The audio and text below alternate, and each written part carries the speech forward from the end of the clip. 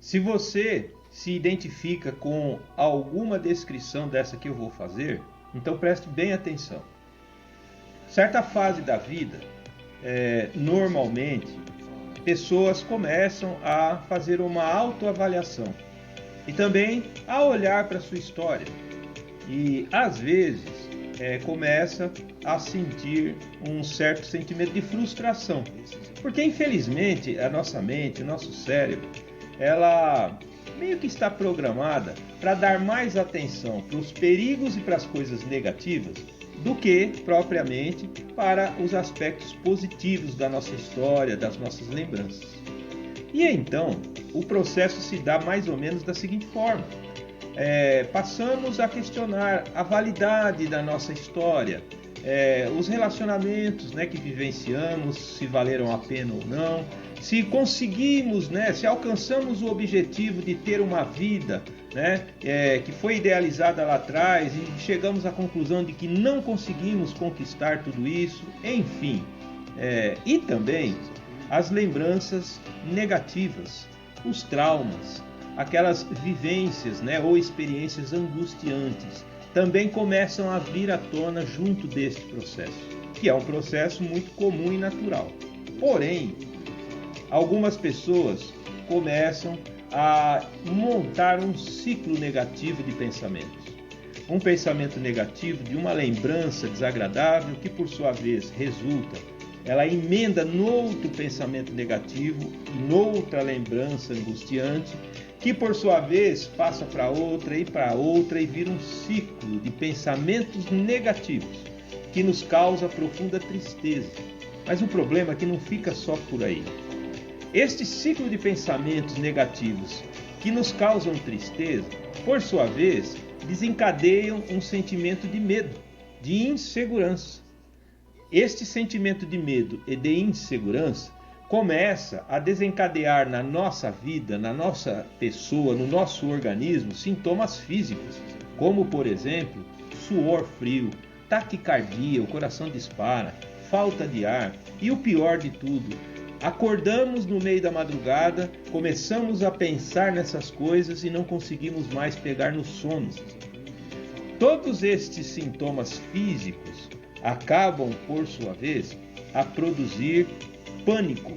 Daqui a pouco, estamos nos sentindo em pânico diante desta sequência de pensamentos negativos. Estes sintomas todos e estas consequências fisiológicas acabam por produzir ou provocar no nosso cérebro, a nível das sinapses, que são ali o encontro entre um neurônio e outro, que ali ocorre um monte de transmutação de neurotransmissores, acaba causando ali nas sinapses um desequilíbrio químico, onde começa a sobrar, a ter em excesso certos neurotransmissores, sendo que outros começam a faltar. Este desequilíbrio químico bagunça toda a nossa mente e o nosso cérebro, onde aí o indivíduo já não pensa mais com racionalidade. E ele, do nada, às vezes está andando na rua e sofre um distúrbio de pânico, ou de ansiedade, ou de fobia. Do nada, sem haver nenhuma ameaça aparente, ele começa a passar mal, bater aquele desespero, aquela angústia. E o pior, né? Aquela sensação de morte iminente. Mas veja, isso tudo é neurofisiológico, não é racional, né, da mente. E aí, quando chega nessa fase, fica bem difícil. Porque primeiro que quem, né, vive conosco normalmente não compreende este processo como se dá. E o sofrimento, ele é interno, né? Ele é subjetivo. Então você sofre sozinho às vezes ali. Bom, é hora de procurar ajuda. Mas, inclusive, eu recomendo que se busque ajuda bem antes da coisa ficar desse jeito.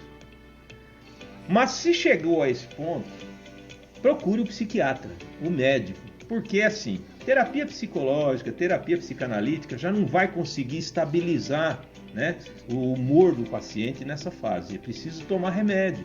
Tomar ansiolíticos, por exemplo, que o psiquiatra sabe indicar para baixar a ansiedade, e tomar antidepressivos para melhorar, né, esse estado mental assim de tristeza, de angústia e de depressão.